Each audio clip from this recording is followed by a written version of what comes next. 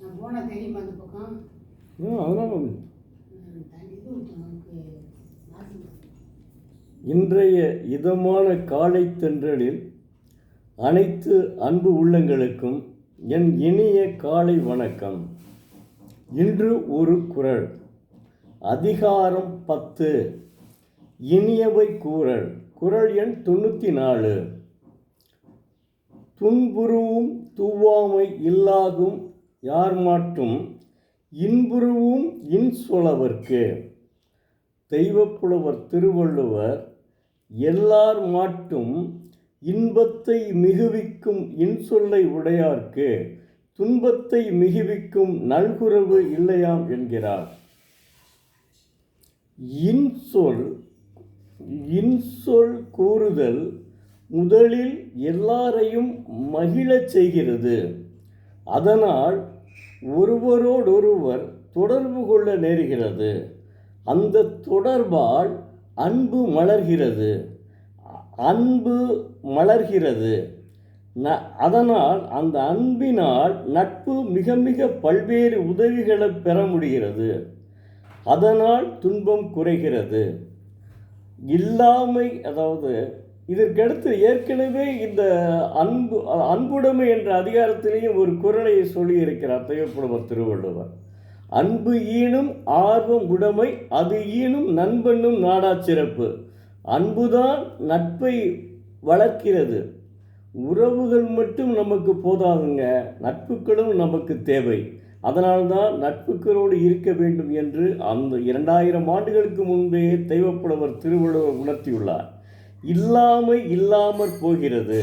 எல்லாரிடத்திலும் இன்பம் மிகுவிக்கும் இனிய சொற்களையே பேசி பழகி நட்பு கொள்ளும் பழக்கம் உடையவர்க்கு துன்பம் தருகின்ற நுகராமையாகிய வறுமை இல்லையாம். அவன்கிட்ட வறுமை இருக்காதுங்க. அது இன்சொல் பேசிட்டோம்னாலே அவன்கிட்ட வறுமை இருக்காதுங்க அப்படின்னு சொல்கிறார் அவர். அதாவது வறுமை இருக்காது, பகைமை இருக்காது. அப்போ என்ன, எவ்வளவு அற்புதமாக அவனுடைய வாழ்க்கை அமையும் பாருங்கள். எவ்வளோ அற்புதமாக சொல்லியிருக்கார் பாருங்கள். திருவள்ளுவருக்கு இணையான ஒரு மனிதன் இந்த உலகத்தில் இதுவரையும் பிறந்ததில்லை. வீரமாமுனிவர் இங்கு மதம் பரப்ப வந்தார். ஆனால் திருக்குறளை படித்து பார்த்தவுடன் அவர் ஆங்கிலேயத்தில் மொழிபெயர்த்து விட்டு அவர் இனிமேல் நான் இந்த மதம் பரப்புகிற வேலையே வேணாம், எனக்கு திருக்குறளையே போதும் படித்தது அப்படின்னு சொல்லி அவ்வளவு அற்புதமாக வீரமாமுனிவர் தன்னை மாற்றிக்கொண்டார். அந்த அளவுக்கு திருக்குறள் பெருமை வாய்ந்ததுங்க. பெருமை வாய்ந்தது, அருமை வாய்ந்தது, மறக்க முடியாதுங்க. திருக்குறளுக்கு இணையான ஒரு நூல் இல்லை. அடுத்து இன்றைக்கும் மாவு சிதம்பரம் பிள்ளையை பற்றி பார்ப்போம். இன்றையோடு முடிச்சுக்கிடுவோம். அவருடைய ஏற்கனவே நான் முடிச்சுட்டேன் ஓரளவுக்கு நேரிலே.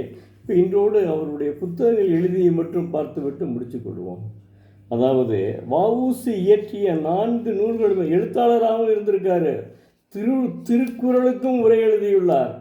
பாருங்க, அந்த இவ்வளவு சிரமத்திலையும் ஒரு மிகப்பெரிய தனி மனிதன், மிகப்பெரிய வக்கீல். அந்த காலத்தில் வழக்கறிஞர்னா சர்வசாதாரணம் கிடையாது. இப்போ வழக்கறிஞர் நிறைஞ்சிட்டாங்க. அப்போ வழக்கறிஞர்னா அதாவது அபூர்வமாக இருப்பார்கள். அப்படிப்பட்ட வஉசி இயற்றிய 4 நூல்களுமே கவிதைகளால் ஆனவைதான். அவை 1 மெய் அறம், 2 மெய் அறிவு, 3 பாடல் திரட்டு, 4 சுயசரிதை. 4 நூல்கள் எழுதியிருக்கிறார். 4 நூல்களை மெய்யறம் 1914 இயற்றப்பட்டது. மெய்யறம் 125 அதிகாரங்களை உடையது. ஒவ்வொரு அதிகாரமும் 10 பாடல்களை கொண்டது. ஒரு பாடல் என்பது ஒரு வரி மட்டுமே உடையது. மெய்யறம் 5 பகுதிகளை உடையது. முதற் பகுதி மாணவர்களுக்கானது. அதில் 30 அதிகாரங்கள் உள்ளன. இரண்டாவது பகுதி இல்லறத்தார்க்கானது. அதுவும் 30 அதிகாரங்கள் உடையது.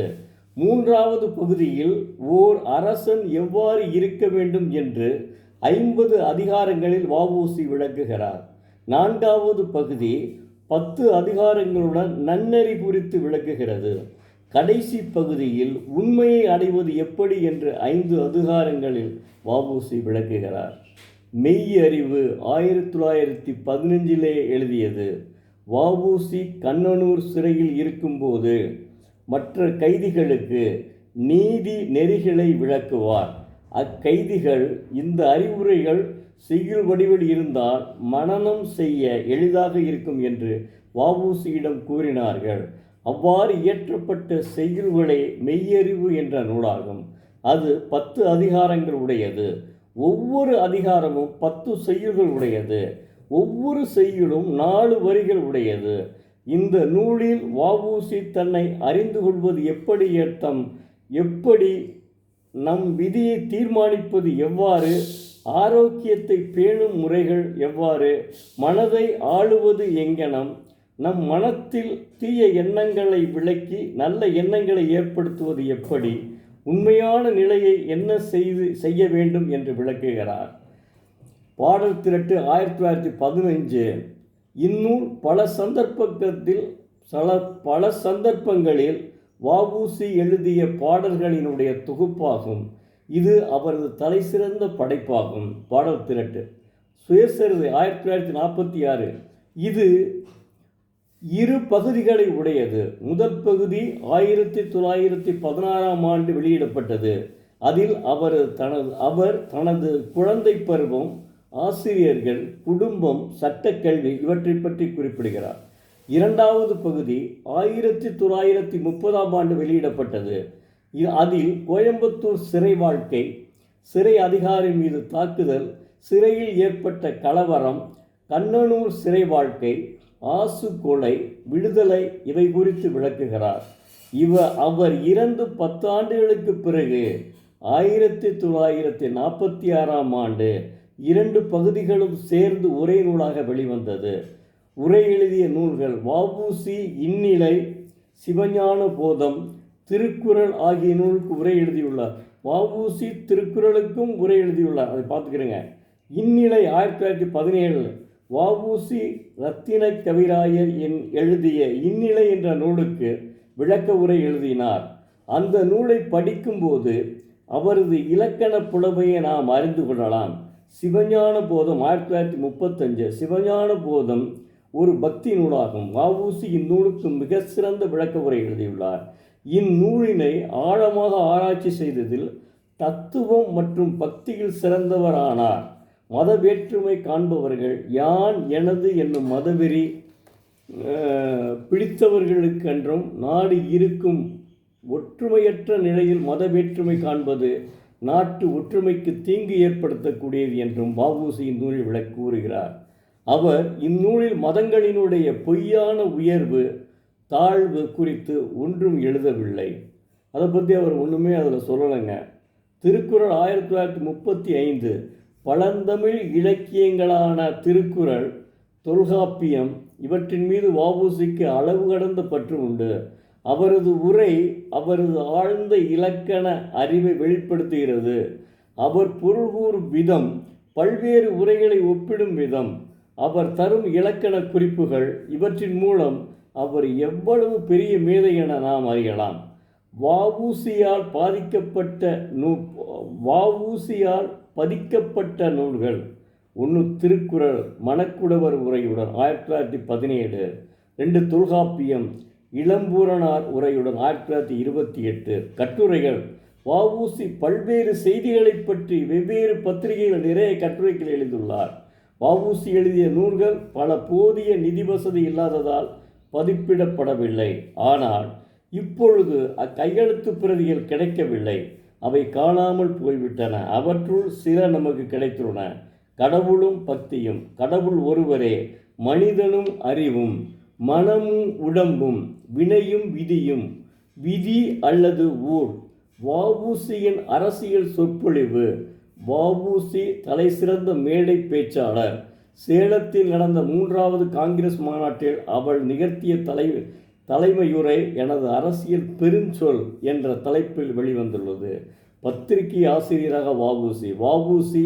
விவேக பானு, இந்து நேசன், தி நேஷனல் போன்ற பத்திரிகைகளுக்கு ஆசிரியராக பணியாற்றியுள்ளார். மொழிபெயர்ப்பாளராக வஉசி 4 நூல்களை மொழிபெயர்த்துள்ளார். அவை அனைத்தும் ஜேம்ஸ் ஆலன் என்பவரால் எழுதப்பட்டது. மொழிபெயர்ப்பு பணி அவ்வளவு எளிதானதல்ல. எளிதாக புரிந்து கொள்வதற்காக சில வார்த்தைகளை சேர்த்தும் சில வார்த்தைகளை தவிர்த்தும் மொழிபெயர்த்துள்ளதாக வஉசி கூறுகிறார். வஉசியின் மொழிபெயர்ப்பு நிறைவானதாகவும் மதிப்பு மிக்கதாகவும் அவரது திறமையை வெளிப்படுத்துவதாகவும் அமைந்துள்ளது. அவை அனைத்துமே அறத்திற்கு முக்கியத்துவம் கொடுக்கக்கூடிய நூல்களாகும். மனம்போல் வாழ்வு 1909 ஜேம்ஸ் ஆலனின் அஸ் எ மேன் திங்கத் என்ற நூலை வஉசி மனம்போல் வாழ்வு என்று மொழிபெயர்த்தார். மனிதர்களின் எண்ணங்களே அவர்களது வாழ்க்கையை தீர்மானிக்கின்றன. எண்ணங்களே விதைகள், செயல்களே மலர்கள், இன்பங்களும் துன்பங்களும் கனிகள். எண்ணங்களே சொற்களாகவும் செயல்களாகவும் பழக்கமாகவும் மாறுகின்றன. பழக்கமே ஒரு மனிதன் ஒழுக்கமாக மாறுகிறது. வஉசி நூல் திரட்டு பக்க எண் 615. அகமே புறம் 1914. ஜேம்ஸ் ஆலனின் அவுட் ஃப்ரம் த ஹார்ட் என்ற நூலை வஉசி அகமே புறம் என்று மொழிபெயர்த்தார். இந்நூல் மனோநிலையினுடைய வலிமையை விளக்குகிறது. நம் மனம் அளவு கடந்த வலிமையுடையது. மனதால் ஒரு மனிதனை ஆக்கவும் முடியும், அழிக்கவும் முடியும். அதனால் மனிதன் நல்லவற்றை சிந்திக்கும்படி மனதை பழக்கப்படுத்தி கொள்ள வேண்டும். அறச்செயல்களை செய்ய வேண்டும். நமது சொற்களை கட்டுப்படுத்த வேண்டும். நல்ல மனநிலையிலிருந்து சுகமும் தீய மனநிலையிலிருந்து துக்கமும் ஏற்படுகின்றன. நாம் அறிவுடையவர்களாக இருந்தால் தீய சொற்களை செய்ய மாட்டோம். இப்போ தான் சொன்னேன், இனிய சொற்களை பேச வேண்டும் தெய்வப்புலவர் சொன்னார்கள். அதை இவர் அப்படி சொல்லியிருக்காரு. நூல் திரட்டு பக்க எண் 602. வலிமைக்கு மார்க்கம் 1916. ஜேம்ஸ் ஆலன் எழுதிய ஃப்ரம் பாவர்ட்டி டு பவர் என்ற நூலினுடைய முதல் பகுதி த பார்ட் ஆஃப் ப்ராஸ்பரிட்டி ஆகும். அதனை வஉசி வலிமைக்கு மார்க்கம் என்று மொழிபெயர்த்தார்.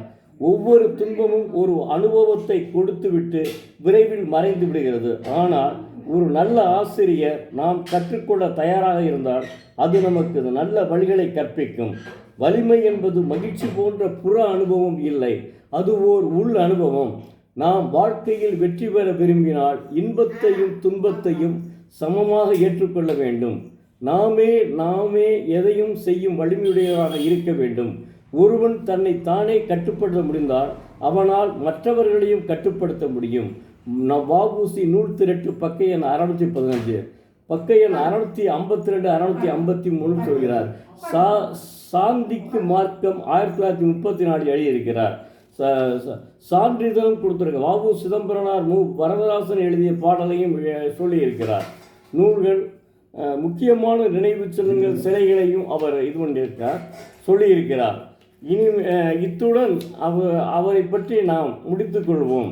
நாளை அடுத்த ஒரு குறளை பார்ப்போம். நன்றி, வணக்கம்.